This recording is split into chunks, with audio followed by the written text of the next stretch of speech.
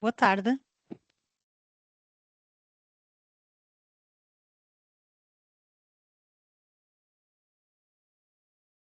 Olá, boa tarde a todos.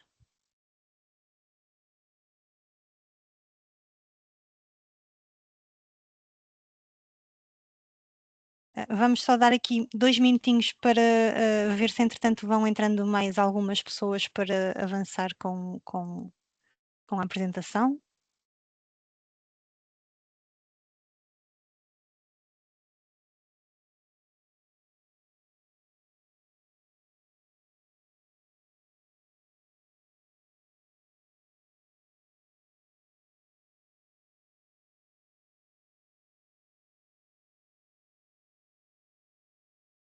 Pronto, se calhar agora podemos, iniciar. Então, boa tarde a todos. O meu nome é Filipe Almeida, sou consultora na DNI. A DNI é uma empresa de consultoria e de formação. Está a desenvolver este webinar em conjunto com a CIT, que está aqui representada, pela presidente, a doutora Carla Tavares. Também connosco se encontra a Patrícia Oliveira, também trabalhadora na DNI, RH. Em termos de desenvolvimento deste webinar, ele vai contar então com uma apresentação relativamente, fundamentalmente aqui em relação às medidas de promoção de igualdade remuneratória, que contará então com a apresentação inicial da CIT por parte da doutora Carla, a quem eu darei a palavra.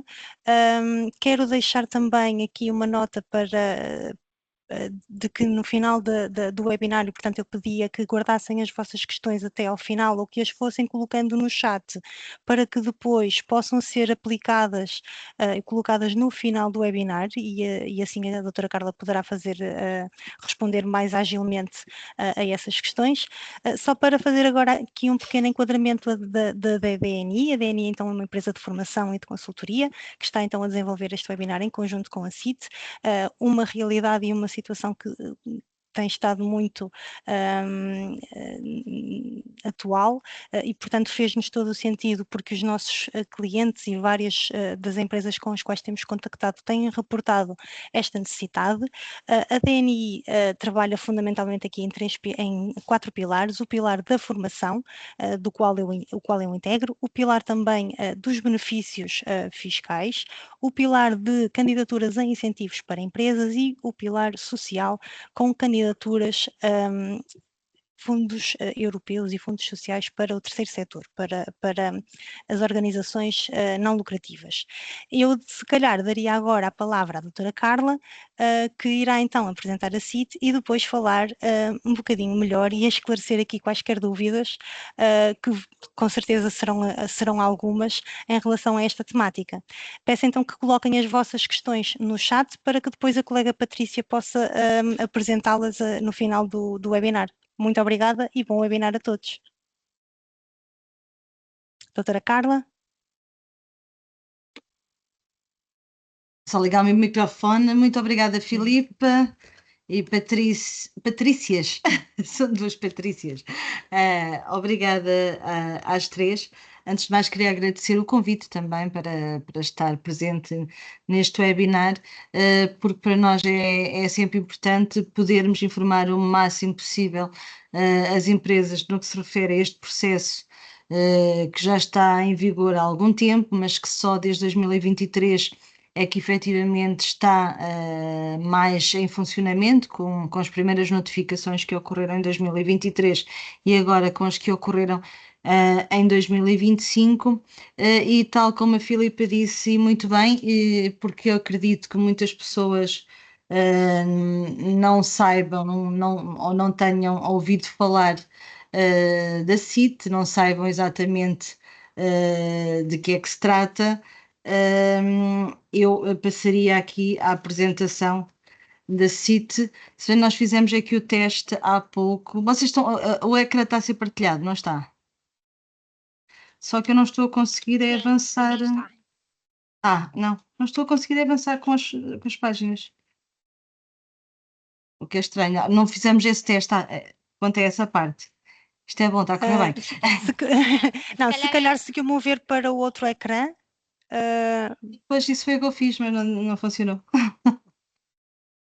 Foi o que eu fiz. Já está. Tá. Pronto, muito Ok. bem. Então vamos aqui. Isto é o que eu espero falar convosco nos próximos minutos. Começarei por fazer uma apresentação do que é a CIT, a Comissão para a Igualdade no Trabalho e no Emprego.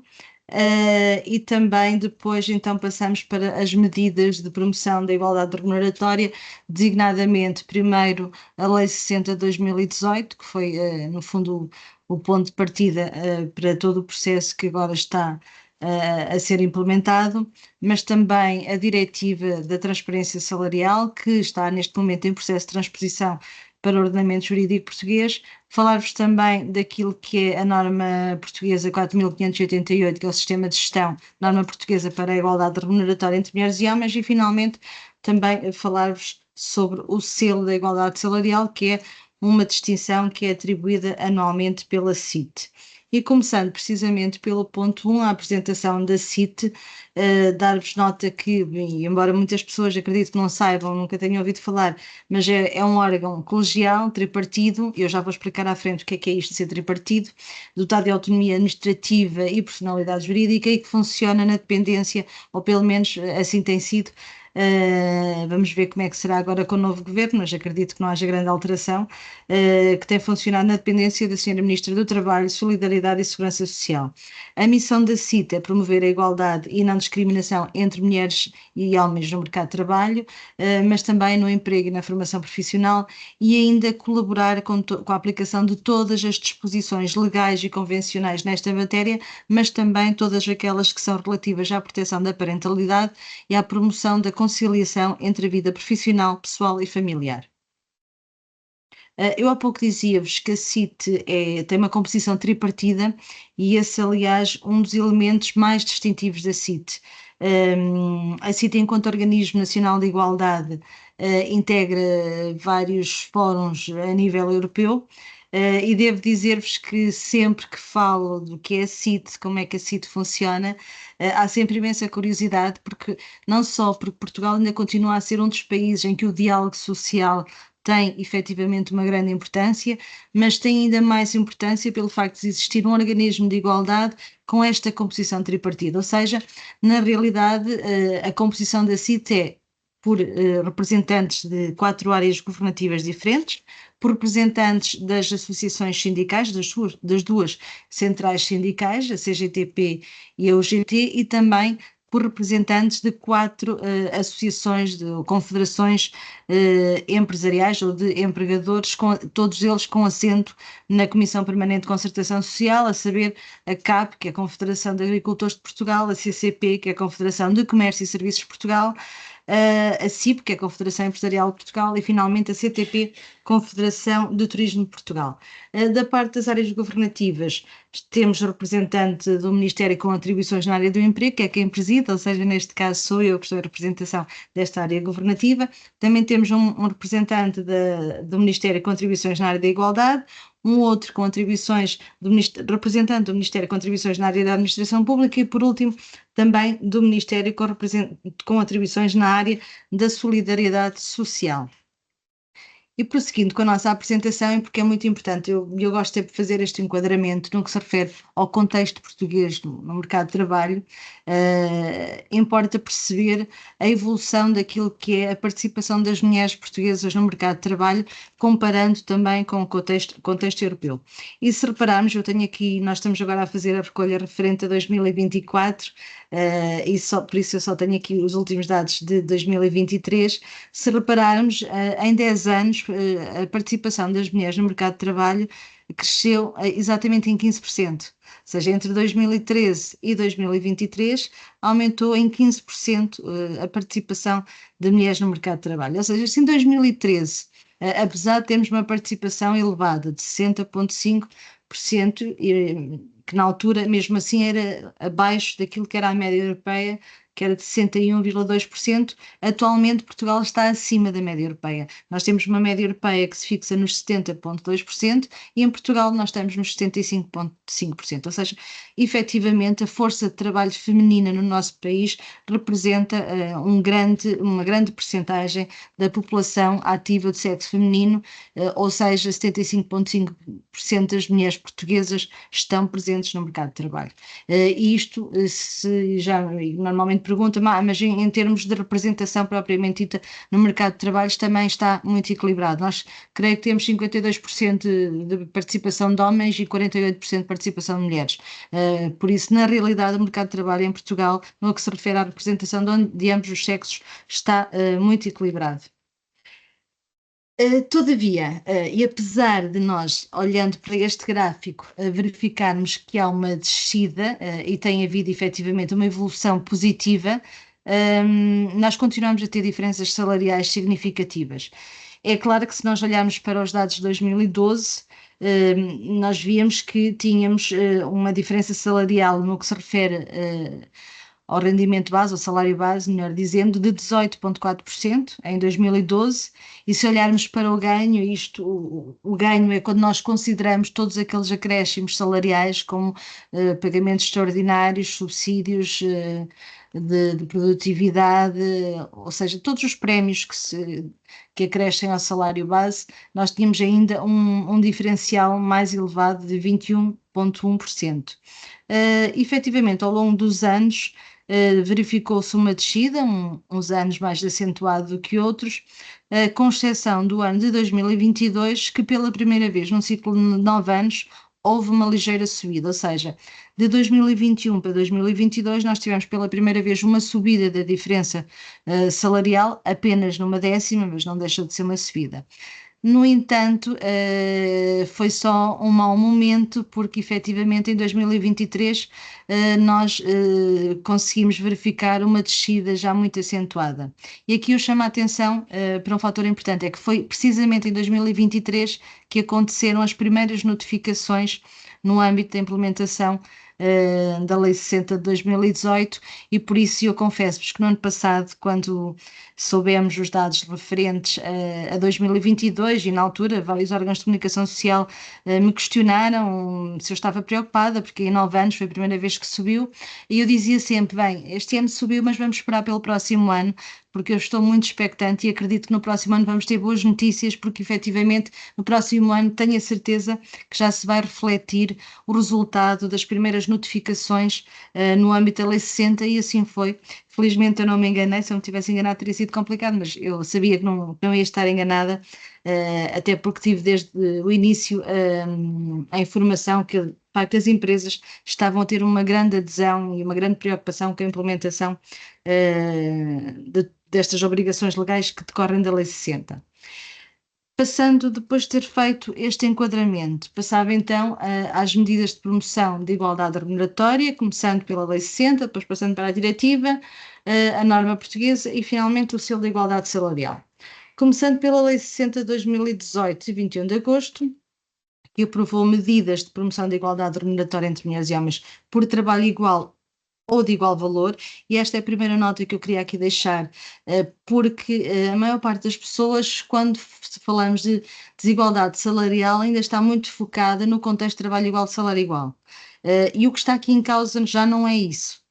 O que está aqui em causa, e quer a nossa Lei 60, quer a Diretiva da Transparência Salarial, aquilo em que se foca é salário igual, por trabalho igual, mas também de igual valor.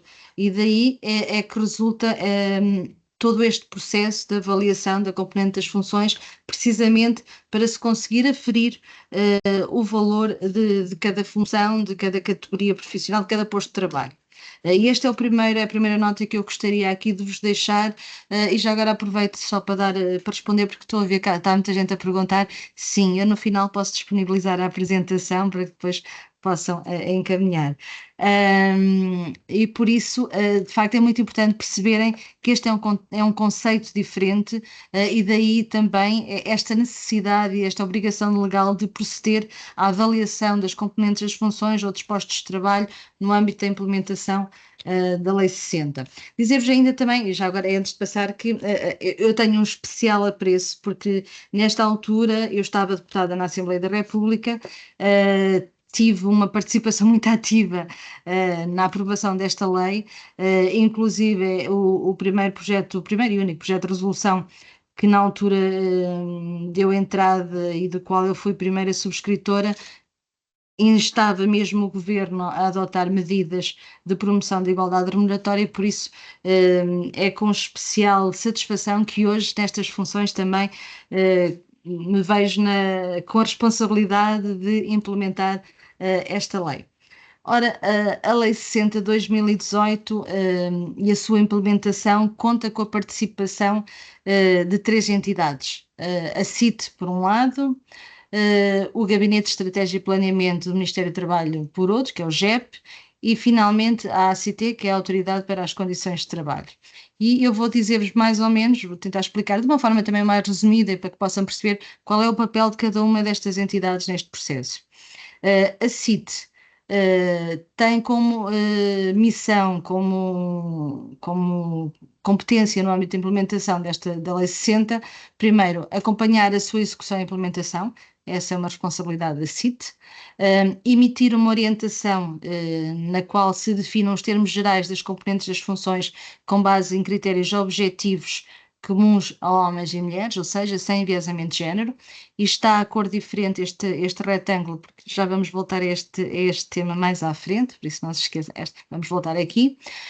A CIT também tem por competência emitir parecer sobre a existência de discriminação remuneratória em razão do sexo por trabalho igual ou de igual valor, ou seja, qualquer trabalhadora ou trabalhador que considere que está a ser discriminado em função do seu sexo, em relação a uma colega de trabalho ou a um colega de trabalho, pode solicitar à CIT a emissão de parecer sobre essa mesma suspeita de discriminação. E para o fazer, tem que, obviamente, fazer uma exposição onde indique quais são as suas funções, quanto é que ganha e quais são as funções da pessoa em relação à qual se consideram discriminados. É sempre muito importante fazerem a referência à pessoa em relação à qual se consideram discriminados, que é para podermos ter um termo de comparação e poder aferir se efetivamente estamos ou não estamos perante uma discriminação.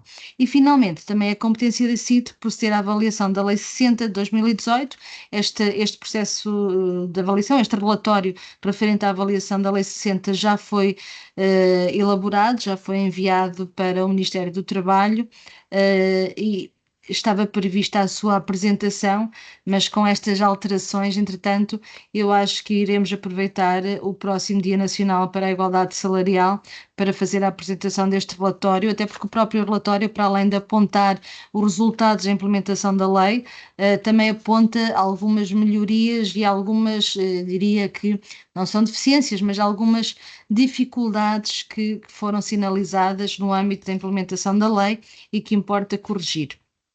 Depois temos então o GEP, o Gabinete de Estratégia e Planeamento do Ministério do Trabalho, que tem como função, primeiro, disponibilizar o barómetro geral e setorial das diferenças remuneratórias entre mulheres e homens, e este barómetro é público, é de acesso livre na página do Gabinete de Estratégia e Planeamento do Ministério do Trabalho, e depois também disponibiliza, e aí já não é de forma pública, é de forma individual a cada empresa, o balanço das diferenças remuneratórias entre mulheres e homens, por empresa, profissão e níveis de qualificação.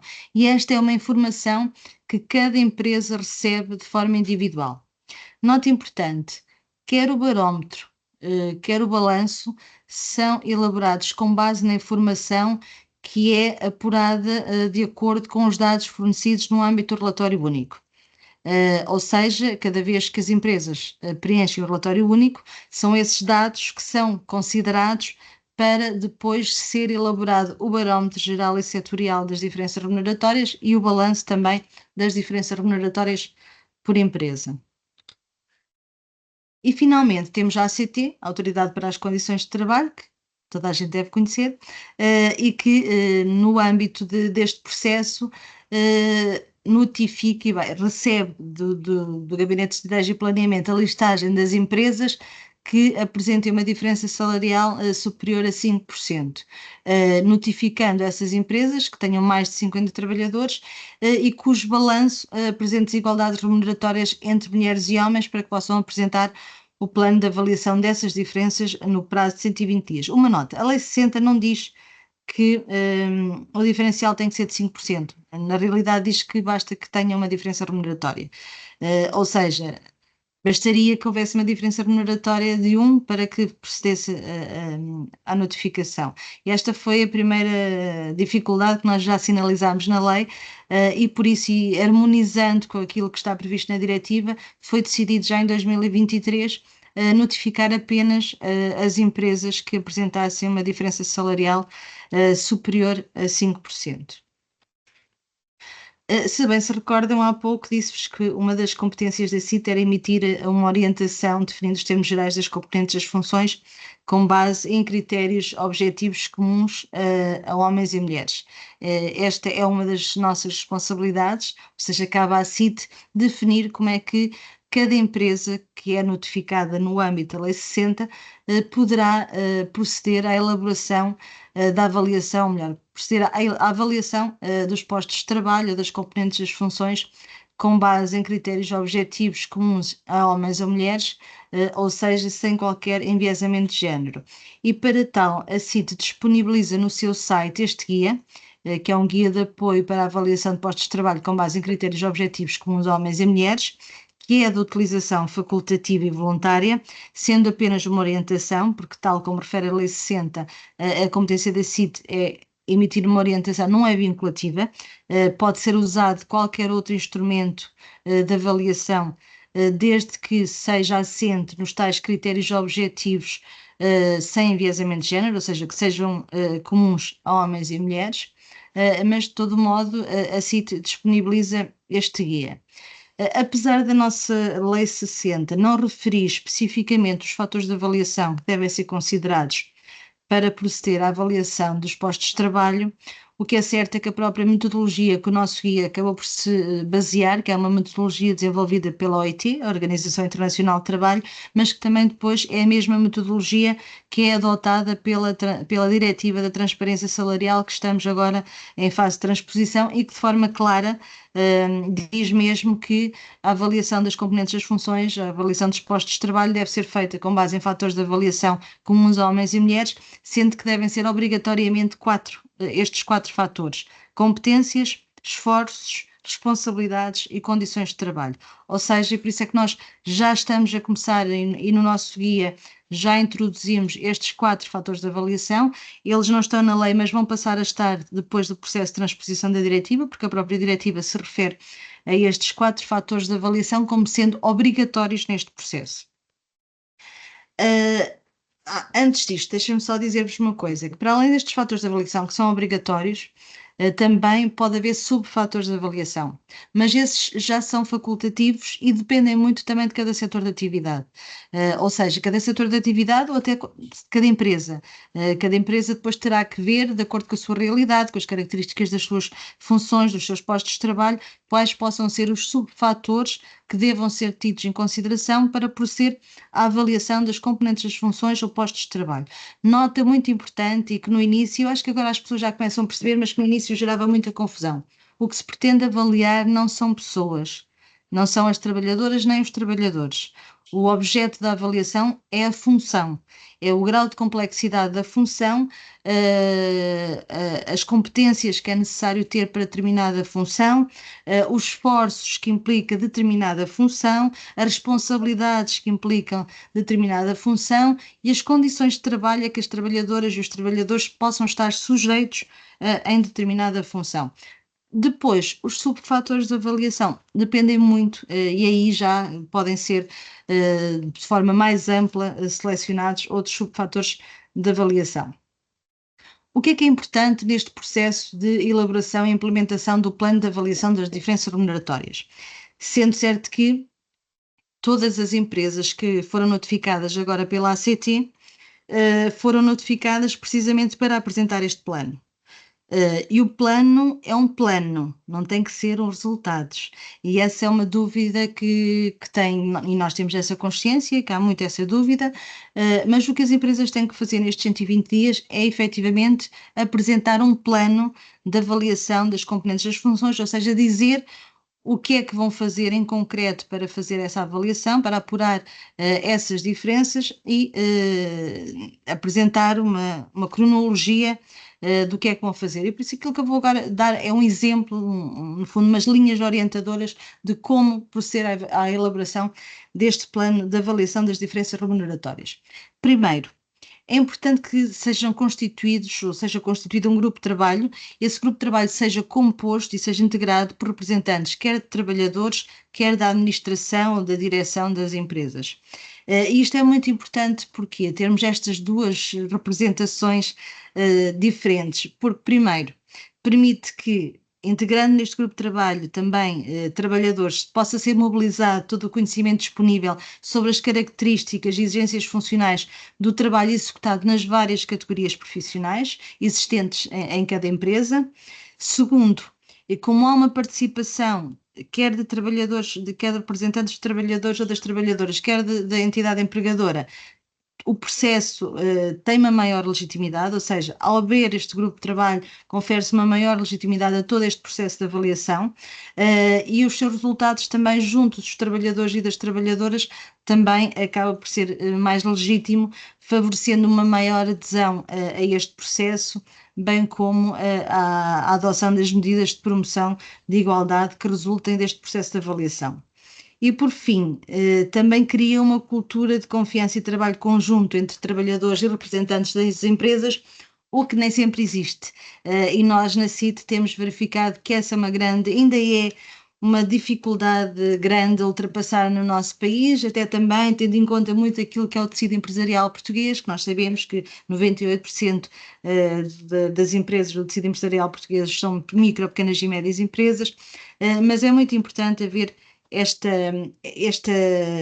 participação em conjunto, porque apesar de haver muita resistência por parte, sobretudo das entidades empregadoras, na realidade, e quando esta barreira é ultrapassada, verifica-se que há resultados positivos e há um reforço desta cultura de confiança e trabalho conjunto. Neste guia que a CIT disponibiliza e que eu há pouco vos falava, nós apresentamos, salvo erro na página 35 e 36, ou 34 e 35, apresentamos um esquema que vos ajuda a fazer ou a elaborar este plano da diferença, da avaliação das diferenças remuneratórias, e que no fundo é o guião que devem seguir durante os 12 meses depois da implementação do plano. Mas aquilo que devem apresentar agora à ACT nesta fase é precisamente isto, é dizer o que é que vão fazer e acrescentar a isto datas, ou seja, entre a data Y e a data X e a data Y, vamos proceder à identificação dos postos de trabalho, sendo que o objetivo é o levantamento dos postos de trabalho, aferir também a coerência da lista, e depois os objetivos é o que está na coluna mais à direita. Isto é o que agora tem que ser feito, e se vocês consultarem o guia que é disponibilizado pela CIT, está lá tudo explicadinho. Ou seja, primeiro, identificar quais são todos os postos de trabalho que existem na empresa. Segundo, definir critérios de predominância masculina ou feminina, ou seja, identificar quais são aquelas funções ou aqueles postos de trabalho possam ter uma maior predominância masculina ou uma maior predominância feminina. Isto porquê? E porquê é que é importante? Porque nós temos verificado, e é por isso que este processo fala de trabalho de salário igual para trabalho de igual valor, nós temos que verificado que uma das causas para as persistentes diferenças remuneratórias entre mulheres e homens é o facto de, em algumas profissões ou algumas áreas, funções de predominância feminina, não obstante, nós estamos perante funções que, se as procedemos à sua avaliação com base nos tais critérios objetivos, se estarem ao nível de outras funções masculinas, elas são pagas de forma desigual. São pagas com salários mais baixos. E aí que fica sinalizada a diferença salarial. E por isso é muito importante neste processo, depois de fazer o levantamento das funções, serem identificadas quais são aquelas que têm maior predominância feminina e as que têm maior predominância masculina. Depois de determinar os fatores, sendo que os fatores já estão definidos à partida, são aqueles 4 que eu há pouco falava, e os subfatores de avaliação, ou seja, de acordo com aquilo que é a natureza, as características de cada empresa, de cada setor de atividade, definir os subfatores de avaliação. Aliás, e dizer-vos aqui que já há alguns setores de atividade que, e bem, aliás, eu defendo que esse deve ser o caminho, já têm desenvolvido as suas próprias ferramentas, os seus próprios instrumentos de avaliação de postos de trabalho. Por exemplo, o setor têxtil, a FESET, juntamente com a Associação de Industriais do Setor Têxtil, desenvolveram uma ferramenta de avaliação em conjunto, ou seja, são instrumentos de avaliação desenvolvidos em conjunto com associações sindicais ou com sindicatos e associações de empregadores, e que definem quais são os subfatores de avaliação a ter em conta neste processo de avaliação dos postos de trabalho.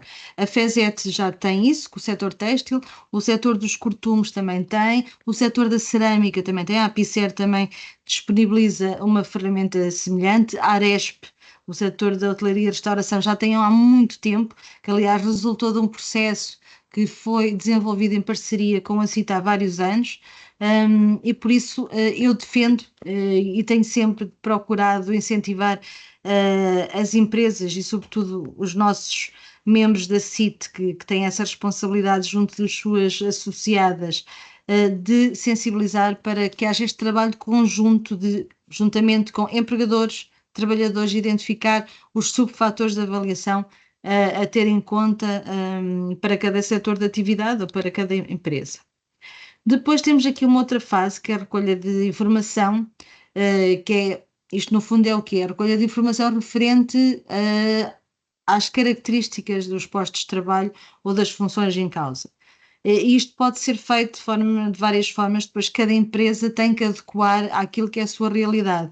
Pode ser através de um questionário, pode ser através de uma consulta, de entrevistas, enfim, pode ser não a toda a gente, mas podem selecionar, se calhar, por exemplo, as chefias de determinado setor, mas é importante que haja esta recolha de informação quanto às características de cada função ou de cada posto de trabalho, porque isto tem como objetivo, lá está, ter as tais fichas de caracterização dos postos de trabalho que depois nos possam levar à determinação do valor dos postos de trabalho. Ou seja, com base nestas características, depois vai ter que ser definida uma grelha de ponderação por pontos. Aliás, este mecanismo é caracterizado exatamente por este fator distintivo, que é uma grelha de ponderadores e com pontuação para cada um dos subfatores, a atribuição por pontos, a repartição dos pontos por cada nível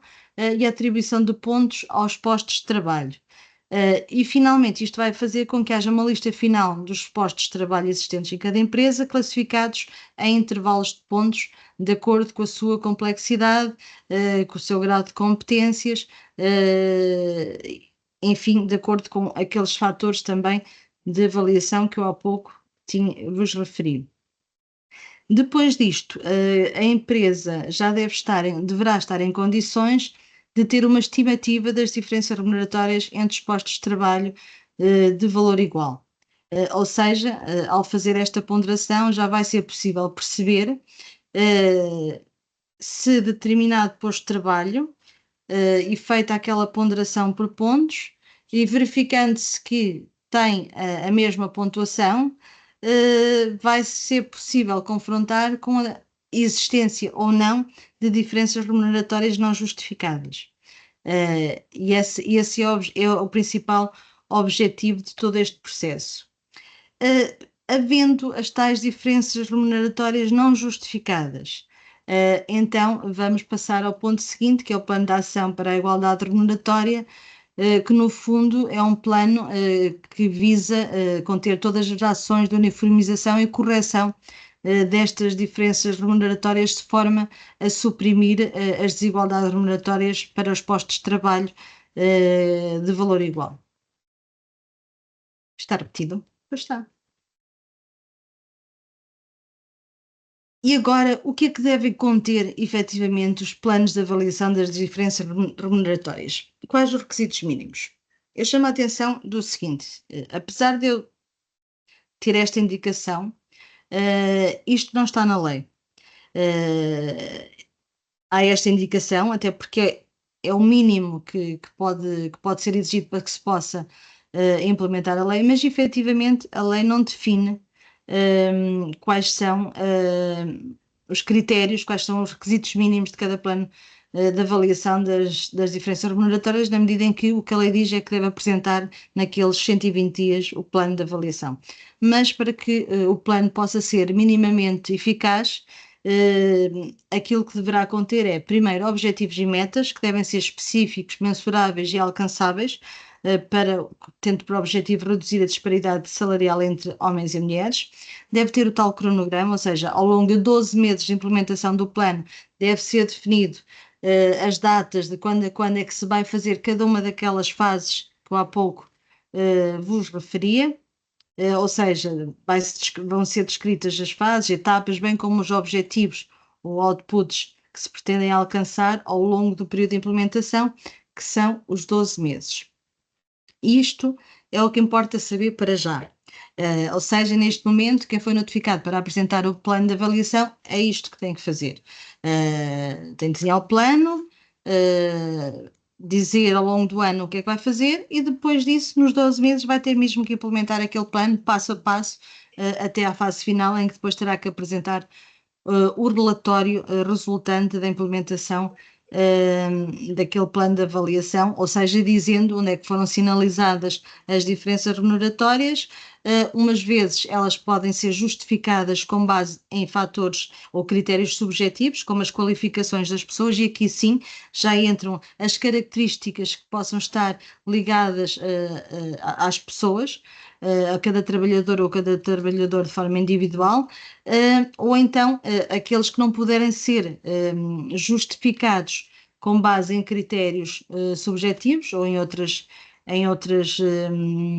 outras razões, como por exemplo, eu posso já dizer-vos uma das razões pelas quais se tem assinalado algumas diferenças remuneratórias, que na realidade depois podemos acabar, não quer dizer que não aconteça, mas podemos acabar por perceber que na realidade não existem.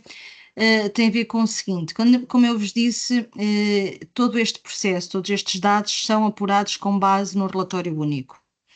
O que é que acontece? O relatório único tem o elenco das categorias que constam do relatório único, para além de serem categorias profissionais, não são nem funções nem postos de trabalho, já estão na maior parte das situações desatualizados, profundamente desatualizados. Ou seja, nós temos no catálogo das categorias que constam do relatório único muitas categorias profissionais que já não existem. E hoje em dia existem, por exemplo, no setor tecnológico, existem muitas categorias que não existiam há 20 anos atrás. E o que é que acontece? O que é que as empresas fazem quando preenchem o relatório único? Fazem por aproximação, ou seja, podem colocar na mesma categoria grupos de trabalhadores que na realidade desempenham funções completamente diferentes.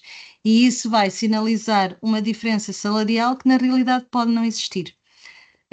Esta é a primeira dificuldade que nós já sinalizamos e que sabemos que é uma das causas da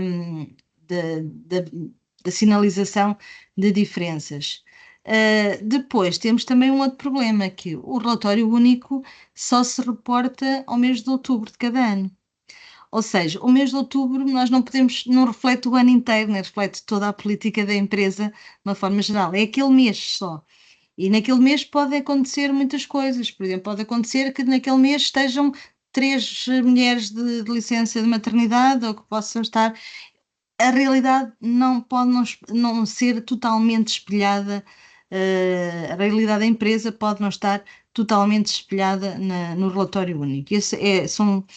Para já, estes são os dois principais obstáculos, dificuldades que nós temos sinalizado por estarmos a usar o relatório único como fonte para apuramento das diferenças salariais. Mas nós temos aí a diretiva e nós neste momento estamos em fase de transposição da diretiva do Parlamento Europeu e do Conselho, e a diretiva tem por objetivo reforçar esta aplicação do princípio da igualdade remuneratória por trabalho igual ou de valor igual entre homens e mulheres através da transparência remuneratória e mecanismos que garantam a sua aplicação.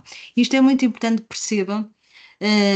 O principal objetivo de toda esta legislação, quer a nossa Lei 60, quer também a própria diretiva, é implementar um sistema de transparência salarial e, através desse sistema de transparência salarial, podermos alcançar uma igualdade salarial.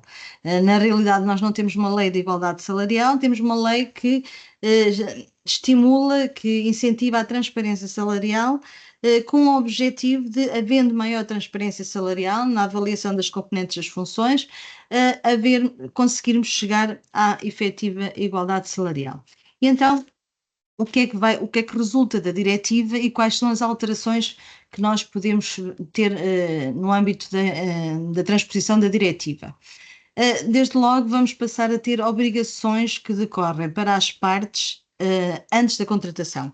Ou seja, enquanto que a Lei 60 só se aplica já no âmbito da relação de trabalho, a diretiva é um bocadinho antes. Ou seja, no momento da própria contratação, no momento do anúncio do emprego, por exemplo, da oferta de emprego, se quiserem, vai ser obrigatório divulgar, informar a remuneração inicial ou o seu intervalo, mínimo e máximo, definido com base em critérios objetivos e sem enviesamento de género. Bandas salariais. Quando aplicável, as disposições pertinentes dos instrumentos de regulamentação coletiva aplicado pelo empregador em relação ao posto de trabalho em questão. Ou seja, quando há um anúncio de emprego, devem sempre identificar qual é o instrumento de regulamentação coletiva que é aplicável àquela função ou àquela oferta de emprego em particular. E depois, a concreta inibição do empregador em inquirir as pessoas que são candidatas a determinado emprego sobre o seu historial de remunerações auferidas anteriormente. Ou seja, não pode perguntar quanto é que ganhava onde estava antes. Então, a pergunta proibida, da mesma forma que é proibido perguntar às mulheres se elas estão grávidas, estão a pensar em engravidar. Há uma total inibição e vai passar a constar da lei essa inibição de inquirir o candidato a um determinado emprego sobre o seu historial de remunerações. Âmbito de aplicação, e esta também é uma novidade. Enquanto que a Lei 60 só se aplica ao setor privado, por relatório único, só é elaborado pelas empresas, pelo setor privado e por algumas empresas do setor empresarial do Estado, mas a diretiva vai se aplicar também ao setor público, ou seja, toda a administração pública. O que devo dizer é um grande desafio. E também a todas as modalidades e vínculos de relações de contrato de trabalho, que não acontece com a Lei 60, porque, por exemplo, os contratos a termo, creio que os contratos de trabalho a tempo parcial também não constam do relatório único, também não entram no relatório único, mas com a implementação da diretiva vai ter necessariamente que abranger todas as modalidades e vínculos de relações de trabalho. E para além disso, a clarificação, embora a nossa Lei 60 também já o diga, mas não o diz de forma tão concreta, que abrange, na realidade, estamos perante o conceito mais amplo de remuneração, ou seja, vamos ter que passar a considerar, para efeitos do cálculo da diferença remuneratória, o salário base mais o ganho, sempre. Ou seja, não vamos ter que ter apenas por base para cálculo das diferenças remuneratórias o salário base, mas também o ganho. Isto porquê? Porque, como vocês viram há pouco, naquele gráfico que eu vos mostrei, quando nós olhamos para o ganho é quando as diferenças salariais são maiores. E isso tem várias explicações e importa perceber onde é que está a razão para para essa maior diferença salarial quando falamos do ganho. Depois também vai passar a ser obrigatório ser disponibilizada informação sobre o nível de remuneração individual e sobre os níveis de remuneração médios desagregados por sexo para as categorias de trabalhadores ou trabalhadoras que executem trabalho igual ou de valor igual ao seu. seja diretamente ou através de representantes, através do Organismo de Promoção da Igualdade, neste caso a CIT, dentro de um prazo razoável que é considerado 60 dias. Os trabalhadores ou as trabalhadoras não podem também ser impedidos de revelar qual é a sua remuneração para efeitos de aplicação do princípio de igualdade remuneratória, devendo ser adotadas medidas para proibir cláusulas contratuais destinadas a impedir esta divulgação, que nós sabemos que existe. Há pouco tempo nós aqui na CIT recebemos representantes de uma comissão de trabalhadores, precisamente por causa desta questão, porque havia nos seus contratos de trabalho uma cláusula que impedia a divulgação das respectivas remunerações, sendo que a diretiva proíbe a existência desse impedimento, devendo ser adotadas medidas que as proíbam, destinadas com o objetivo de permitir que seja aplicado o princípio da igualdade remuneratória. Depois, o que é que acontece neste momento? Nós aferimos as diferenças salariais com base em dados administrativos, que são apurados com base no relatório único, que o GEP, o Gabinete de Estratégia e Planeamento do Ministério do Trabalho, faz o tratamento dos dados, apura a listagem, envia para a ACT depois faz as notificações. O que a diretiva diz é uma coisa diferente. E diz que as comunicações devem passar a ser feitas pelas próprias empresas. E estas comunicações referentes à sua situação ou às informações referentes à sua situação em termos de disparidades remuneratórias entre trabalhadores do sexo feminino e sexo masculino devem indicar os seguintes dados. Deve ser as remunerações em função do sexo, deve ser dada a informação quanto às diferenças remuneratórias em função do sexo, seja na componente base, seja na componente também complementar ou variável, ou seja, os tais ganhos, a mediana, que agora não está disponível, a mediana considerando também as componentes complementares ou variáveis, ou seja, o ganho, e depois também entre trabalhadores, por categoria de trabalhadores, desagregados por salário ou vencimento base e por componentes variáveis. Ou seja, esta é uma informação que é solicitada e que é bastante mais complexa do que aquilo que atualmente está em vigor. E no âmbito do processo de transposição da diretiva, isto vai passar a constar da lei, vai passar a ser a informação que necessariamente terá que ser prestada pelas próprias empresas, não de forma voluntária, mas de forma obrigatória. Depois, as empresas terão também que comunicar a proporção de trabalhadores femininos e masculinos que beneficiam de componentes e complementares variáveis, ou seja, lá está a tal questão do ganho, e as empresas, para que nos permita perceber onde é que estão estes diferenciais, vão ter que indicar quais são as percentagens de pessoas do sexo masculino e pessoas do sexo feminino que recebem componentes complementares ou variáveis, bem como a proporção de trabalhadores femininos e masculinos em cada quartil ou intervalo de remuneração, que é para se conseguir perceber onde é que há efetivamente as maiores diferenças. Depois, estas informações devem ser confirmadas pela administração da entidade empregadora, coisa que agora também não existe com o relatório único.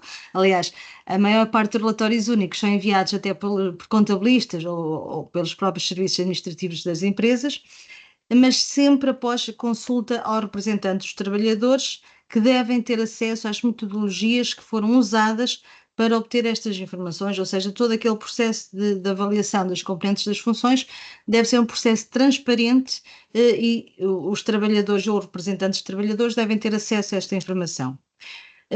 Depois disto, termos todo este processo concluído, estas informações devem ser comunicadas à entidade responsável pela recolha e publicação destes dados, e aqui eu reforço publicação, porque ao contrário daquilo que acontece atualmente, estes dados vão passar a ter que ser públicos, podendo, no entanto, os mesmos ser também voluntariamente publicados pela própria entidade empregadora, por exemplo, no seu próprio site.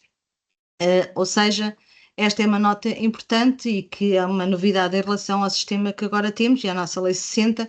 Estas informações devem mesmo ser tornadas públicas, claro que sem dados pessoais, ou seja, nós estamos a falar de informações públicas, mas dentro do cumprimento de regras e do regulamento de proteção de dados, ou seja, o que está em causa são funções, categorias e não pessoas. Mais uma vez, eu reforço que aqui o que está em causa não é a avaliação de pessoas em concreto, é sim as funções ou os postos de trabalho, as categorias profissionais.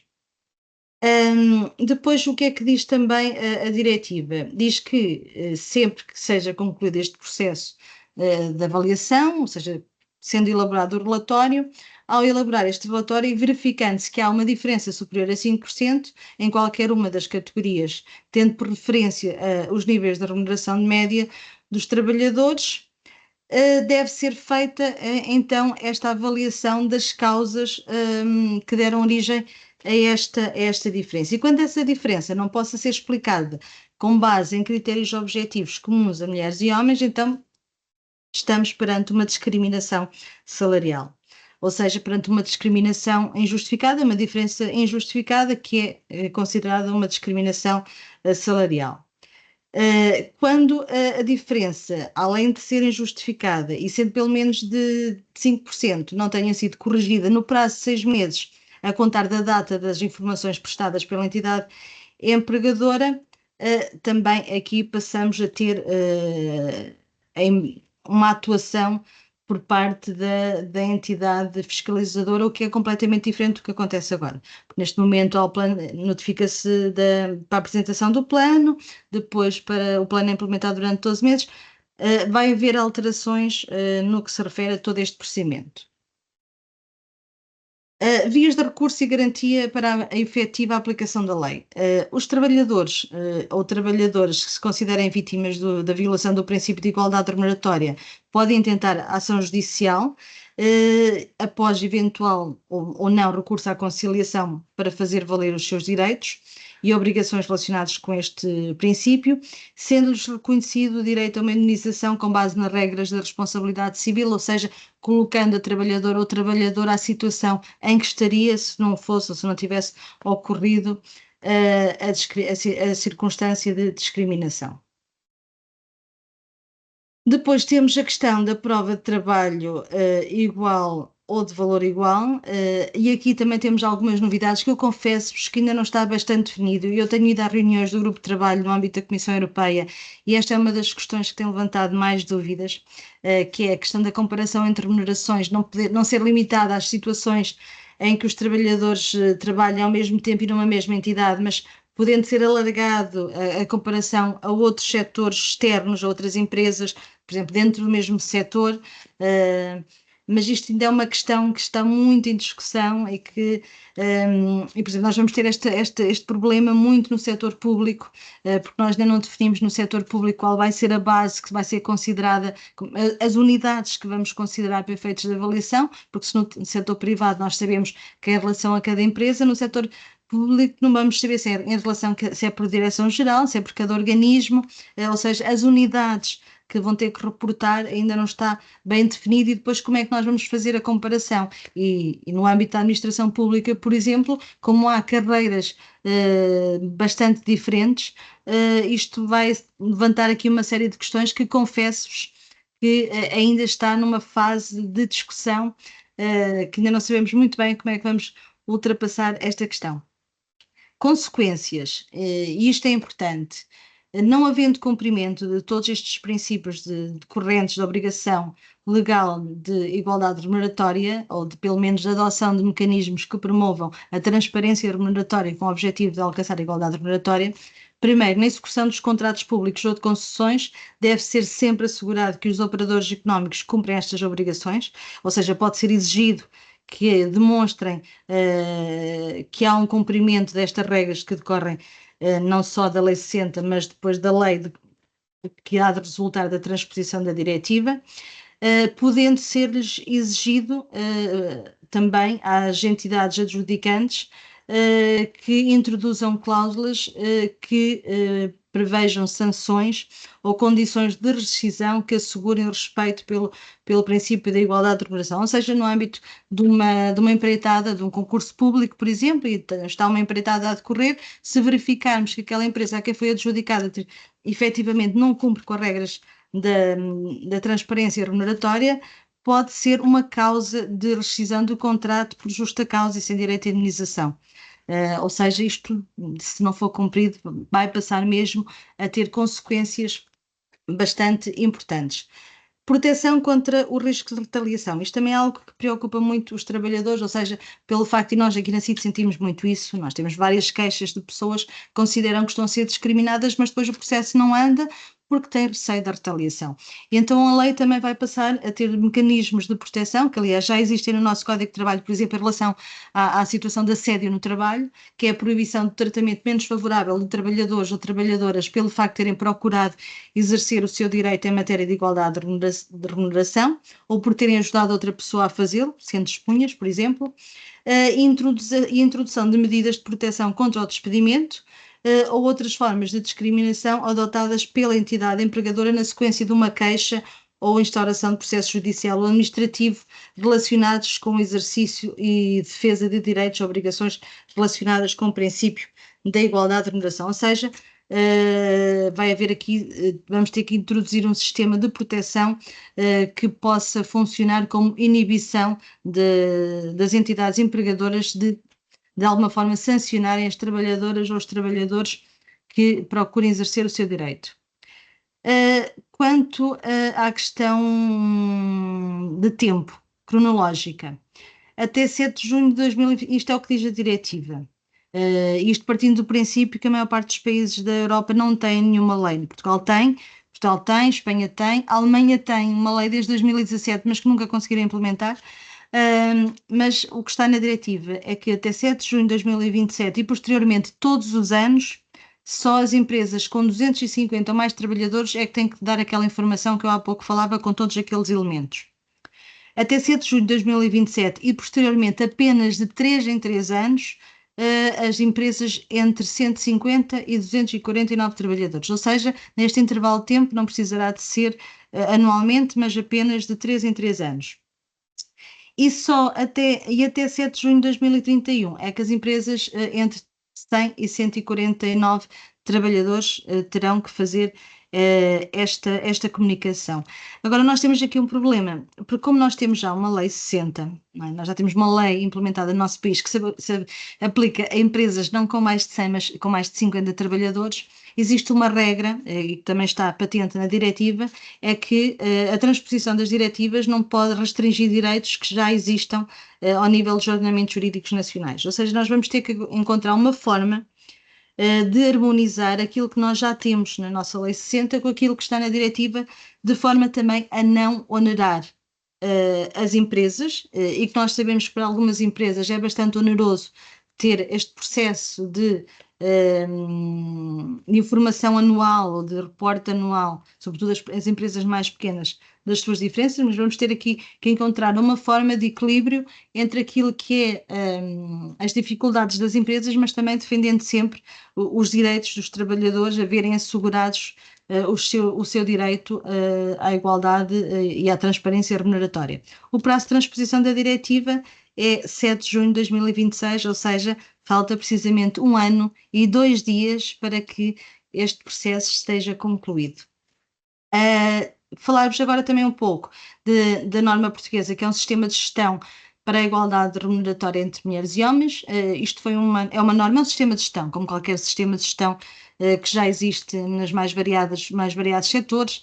O nosso país, por exemplo, a gestão da qualidade revolucionou por completo o sistema de produção no nosso país, e nós, a CIT, no âmbito de um projeto, desenvolveu esta norma portuguesa, que é um sistema de gestão para a igualdade salarial, que no fundo é um mecanismo complementar da própria Lei 60 e complementar também daquilo que há de ser a transposição da diretiva, sendo que esta norma foi elaborada com base numa outra norma que existe na Islândia, o Equal Pay, que lá fez um percurso inverso, que era uma norma, sistema de gestão que foi transformada em lei. Nós aqui temos esta norma como um sistema voluntário, que qualquer A empresa pode adquirir, está disponível para aquisição no site do IPQ, custa 37,50 € e que depois pode implementar na sua empresa como sendo um mecanismo de implementação das próprias obrigações que decorrem, quer da Lei 60, quer depois também da Diretiva de Transparência Salarial. A título de curiosidade, nós estamos a diligenciar no sentido de, à semelhança daquilo que aconteceu no passado com a norma da conciliação, no âmbito de Pessoas 2030, poder ser aberta uma linha de financiamento às empresas para poder implementar este sistema de gestão. Porque nós sabemos que estes sistemas de gestão envolvem custos, nomeadamente com as auditorias, e por isso nós estamos neste momento a tentar fazer alguns contactos e envidar esforços para que possa ser aberta uma linha de financiamento. E, por fim, falar-vos sobre o selo da igualdade salarial, que é uma distinção que é anualmente atribuída pela CIT por ocasião do Dia Nacional para a Igualdade Salarial, que, como saberão, não é sempre o mesmo dia, depende dos dias e da diferença salarial. No ano passado, em 2024, o Dia Nacional da Igualdade Salarial foi no dia 14 de novembro, este ano será no dia 16 de novembro. E este selo é atribuído a todas as empresas que reúnam os requisitos necessários para o efeito, ou seja, que apresentem uma diferença salarial entre 1 e -1 e que tenham um rácio de pelo menos 1/3 do sexo menos representado, de entre as suas, o seu pessoal, o seu mapa de pessoal.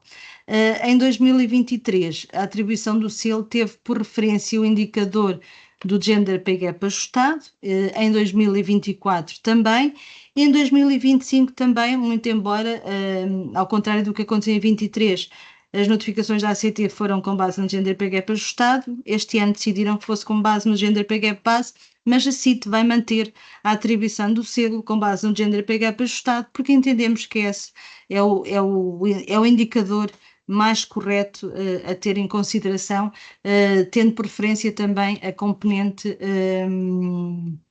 do ganho. Em 2024, o selo da igualdade salarial foi atribuído a 14.797 empresas, ou seja, se nós olharmos para o número de empresas que foram notificadas por incumprimento, que este ano foram 2.000 e qualquer coisa, ou 3.000, está muito aquém das 14.000 que receberam o selo.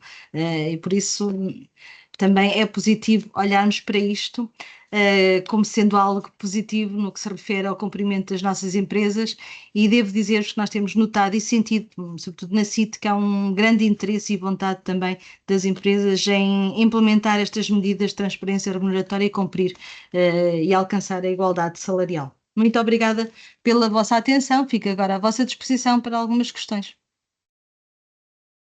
Boa, muito obrigada, Carla, por esta explicação.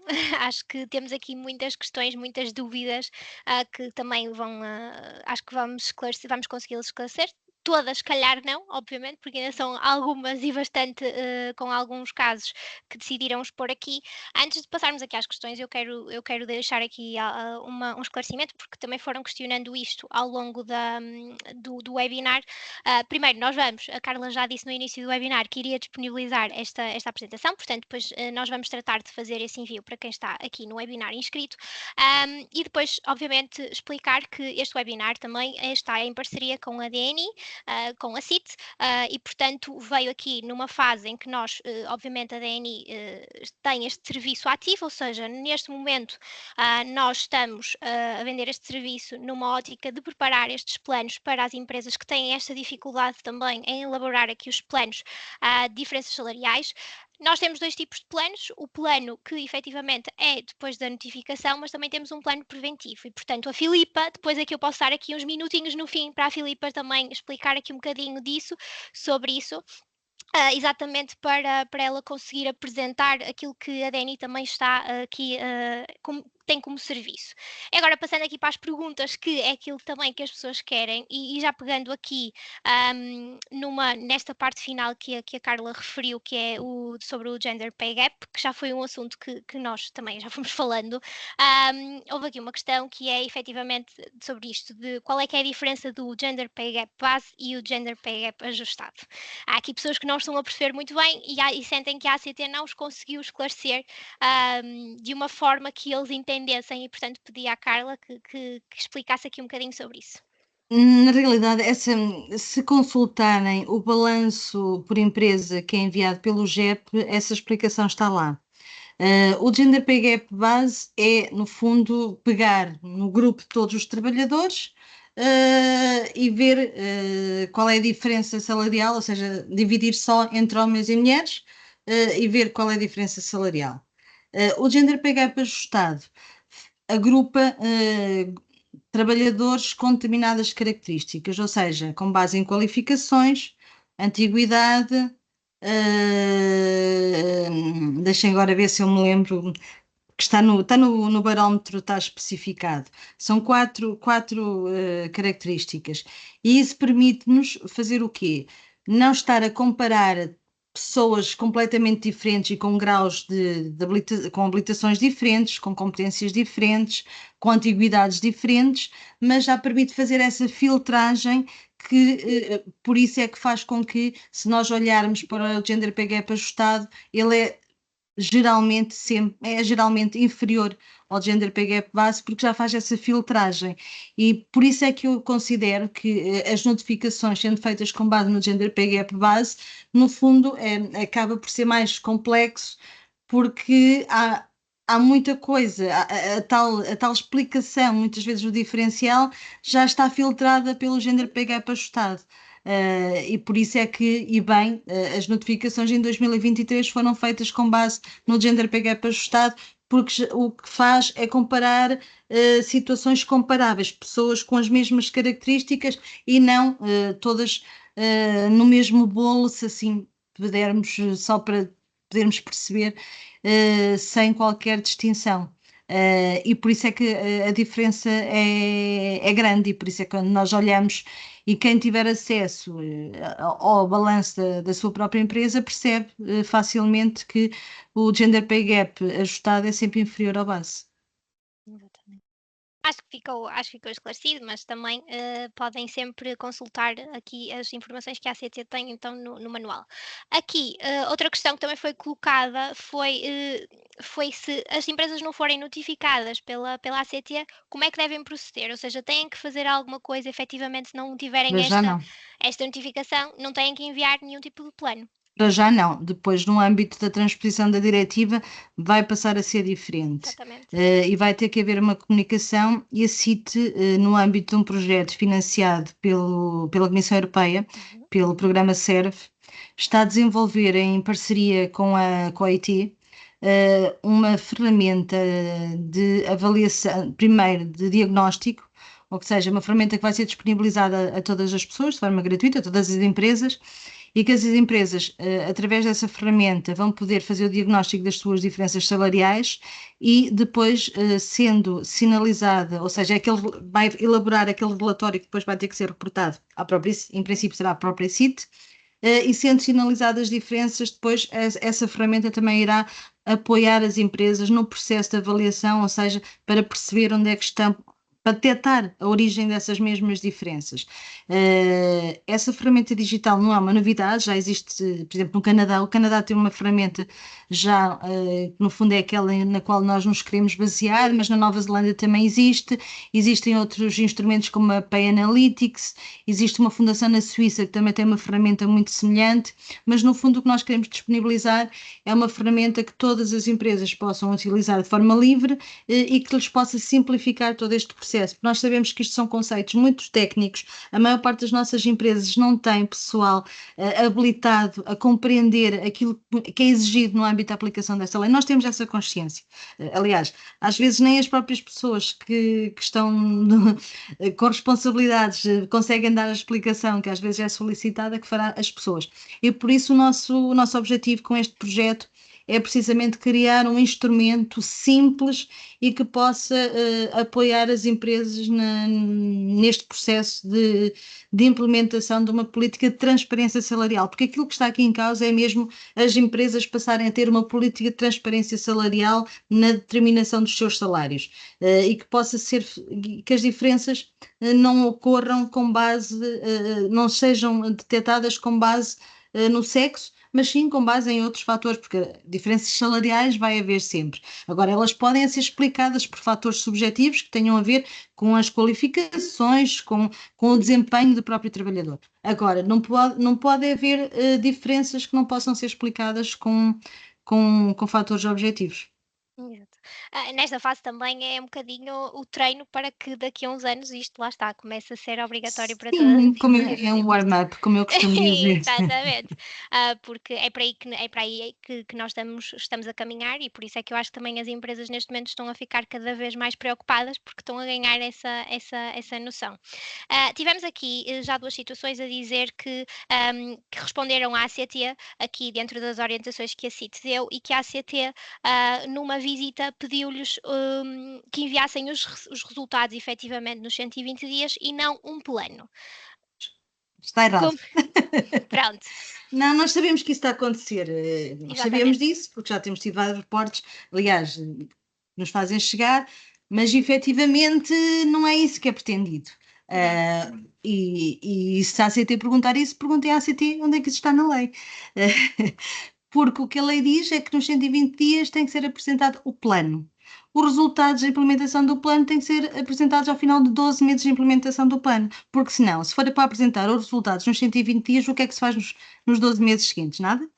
Não é suposto ser isso, aliás, nem ninguém consegue nos 120 dias levar a cabo todo este processo com seriedade e com rigor. Isto tem que ser um processo ponderado, bem feito e que é de implementação ao longo dos 12 meses. 120 dias é para apresentar este plano, dizer o que é que vai ser, que confesso-vos que para mim 120 dias, e eu na altura, como eu vos disse, participei do processo de aprovação da lei e os 120 dias que nós criámos eram 120 dias seguidos, não eram 120 dias úteis.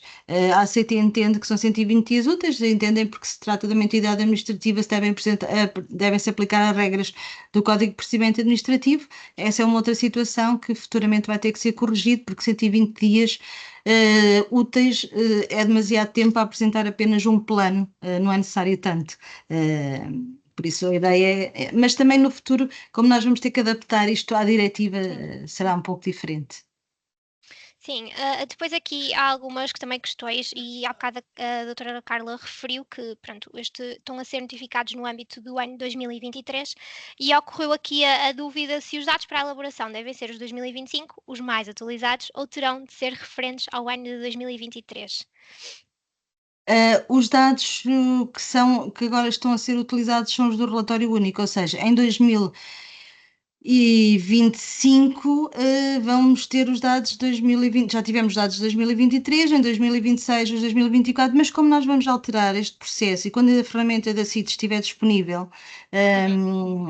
no processo de transposição da diretiva vai haver mudanças naquilo que é a lei atual e aquilo que vai passar a ser feito no futuro. Eu só queria dizer uma coisa que é importante, porque vi aqui alguém a questionar, e que nós não temos muitas vezes a oportunidade disso, e nós sabemos que por parte, e a CIT efetivamente não é o órgão fiscalizador, não tem essas competências, mas a Lei 60 diz, não sei dizer agora de cor qual é o artigo, mas sei que diz que a ACT pode, sempre que necessário, solicitar a intervenção da CIT no âmbito da aplicação da Lei 60. Aquilo que eu sugiro é que sempre que por parte da ACT seja levantada uma questão relativamente à implementação do plano e que não esteja previsto na lei, que as próprias empresas solicitem à ACT que seja requerida a intervenção da CIT para dirimir a dúvida, porque eu sinceramente não vejo outra posição, porque eu sei, e depois ainda por cima há centros locais que dizem uma forma, há outros centros locais que dizem, ou seja, não há sequer uma coerência na forma como está a ser feita a interpretação da lei. Mas o que é certo, e isso eu tenho-me apercebido, que está a ser exigido às empresas muita coisa que não está sequer prevista na lei. E se alguém, aliás, eu fui advogada durante muitos anos, se alguém impugnar em tribunal, não é? O facto da ACT levantar um auto de contornação porque o plano de avaliação não está de acordo com a lei, eu acho que vai ter muita dificuldade em demonstrar como é que não está de acordo com a lei, na medida em que a lei não diz o que é que deve ter um plano de avaliação. Diz apenas que deve apresentar um plano de avaliação, quer dizer, no limite com base em critérios objetivos comuns a homens e mulheres, que é o que diz a Lei 60, não diz mais do que isso. E por isso, todas aquelas exigências que estão no site e que nós, a própria City foi de harmonia também com a ACT, nós temos uma nota informativa que recomendamos que, de facto, e para que o plano também possa ser útil, tenha um conjunto de requisitos. Mas, efetivamente, sejamos honestos, a lei não estipula nada nesse sentido. Sim. Não ficou claro, há aqui alguém que diz que não ficou clara Sim, em sim. relação à análise dos dados. Não, a análise dos dados é sempre em relação ao ano em que ocorreu a notificação. Exatamente. Sendo que muitas vezes o que é que acontece? Lá está. Primeiro, como o mês de reporte é o mês de outubro, não reflete toda a realidade da empresa ao longo do ano. E depois muitas vezes acontece que há pessoas que estavam ao trabalho, que estavam ao serviço daquela empresa naquele momento e que sequer já não estavam. Mas aquilo que as pessoas têm que fazer é justificar porque é que naquele momento havia aquela diferença. Por isso, porque se estão a ser notificados referente ao dado de 2023, é referente aos dados de 2023 que têm que fazer essa correção. Exatamente. Exato, estão aqui a dizer, então podem existir situações que à data já não se verificam exatamente e é natural É isso. e devem justificar perante exatamente mesmo essas situações já não existindo. Nós temos aqui uma pergunta que é relativa a se a igualdade é considerada em função da categoria profissional que exercem na empresa ou se é relacionado com os níveis de estudos de cada colaborador. Não, não é. Na realidade, nem é com a categoria, nem é com os níveis de estudos. Os níveis de estudos é um critério subjetivo, não deve ser sequer considerado como critério objetivo. É o critério subjetivo porque tem a ver com a característica de cada trabalhador ou de cada trabalhador. Aquilo que deve ser objetivo de avaliação tem sido as categorias, lá está, porque o relatório único o que tem é categorias. E por isso é que eu há pouco dizia que o que tem acontecido é que, ao elaborar o relatório único, são colocadas na mesma categoria profissional pessoas que desempenham funções diferentes. Por isso é que nós temos, de facto, que aperfeiçoar um modelo de comunicação das diferenças do relatório e das diferenças salariais. E não pode ser adotado o relatório único, porque aquilo que diz a diretiva é que o que se vai avaliar são as componentes das funções, ou, se quisermos, os postos de trabalho. E por isso esqueçamos as categorias, se bem que poderemos equiparar se calhar em algumas situações, as categorias aos postos de trabalho, mas na realidade o que está aqui em causa são mesmo funções ou, se quisermos, postos de trabalho. Qual é o desafio para o futuro? E isto vai ser um problema muito grande e é um desafio enorme. Eu tenho procurado sensibilizar os parceiros sociais nesse sentido, mas para que isto funcione mesmo bem, o ideal é que houvesse uma atualização daquilo que são os instrumentos de regulamentação coletiva, ou seja, que ficassem definidos, por exemplo, os subfatores de avaliação para cada setor e que isso constasse dos próprios instrumentos de regulamentação coletiva, que é para haver uma coerência a nível setorial. E depois também qual é outro problema que nós temos sinalizado e que tem a ver precisamente com os instrumentos de regulamentação coletiva? É que em algumas situações, para que se possa fazer a correção das diferenças salariais com base na avaliação das componentes das funções do posto de trabalho, as próprias convenções coletivas estipulam tetos, ou seja, para corrigirem essas diferenças, o salário ultrapassa esse teto. E o que é que acontece? Os próprios instrumentos de regulamentação coletiva são muitas vezes reflexo de discriminação salarial. Porquê? Eu digo isto muitas vezes e já tenho alertado também os próprios nossos representantes das associações sindicais. É que à mesa das negociações e quando estão a ser negociados instrumentos de regulamentação coletiva estão quase sempre homens.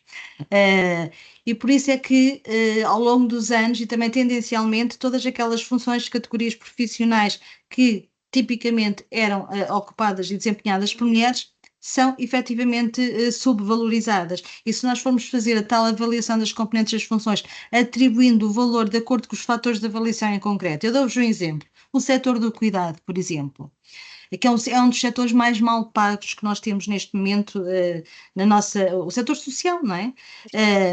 Porque é que o esforço que uma mulher faz para manipular, por exemplo, uma pessoa que está acamada, não é valorizado da mesma forma que é valorizado o esforço que um homem faz num setor como a construção civil, ou mesmo no âmbito de um operário fabril, num âmbito, um exercício de uma função qualquer, que exija também o recurso à força. A questão é que nós temos verificado que lá está a força, por exemplo, e esta componente esforços, não é?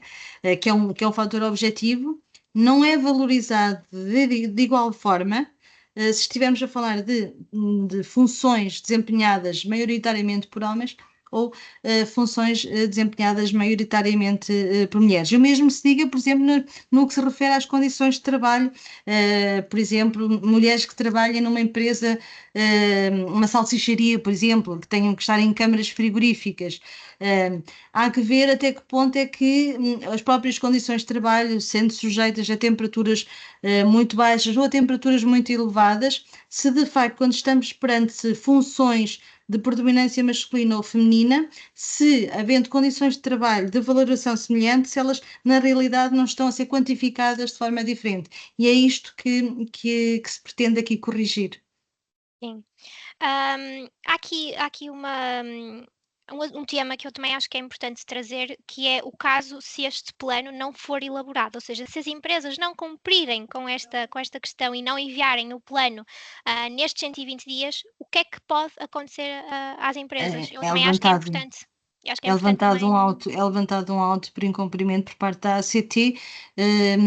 Eu já soube, não foram muitos referentes às notificações de 2023, foram muito poucas as situações de incumprimento, Uhum. mas existiram algumas e foram levantados já alguns autos, quer por incumprimento e por não entrega do plano de avaliação, quer também por não entrega do relatório final no fim dos 12 meses de Sim, implementação do plano.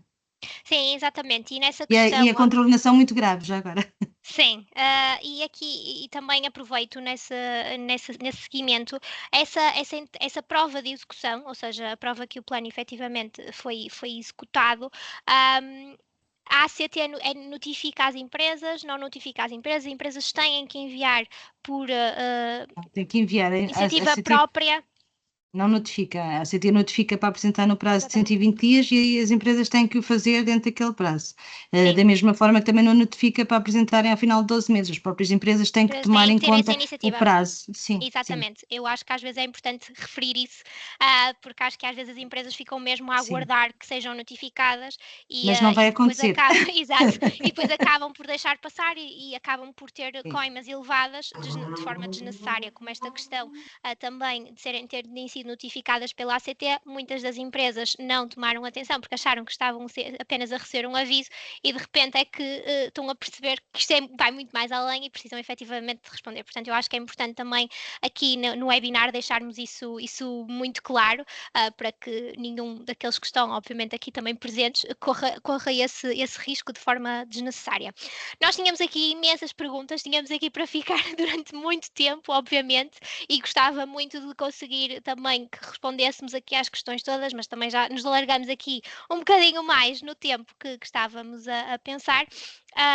Portanto, aquilo que eu também aconselho a toda a gente que está aqui é que, efetivamente, se tiver alguma dúvida, que a CIT possa esclarecer, eles estão disponíveis, obviamente, para vos ouvir. Sim, Patrícia, já agora peço desculpa de interromper, só dizer À uma coisa que vontade. pode ser importante.